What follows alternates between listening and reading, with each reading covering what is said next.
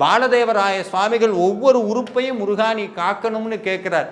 இந்த காலகட்டத்தில் ரொம்ப முக்கியம் இந்த உடலினுடைய நலன். ஏன்னா இன்னைக்கு பணம் சம்பாதிப்பது பெரிய விஷயம் கிடையாதுங்க. பணத்தின் பின்னாடி ஓடி உடலை இழந்தவர்கள் எத்தனை கோடி பேர்கள்.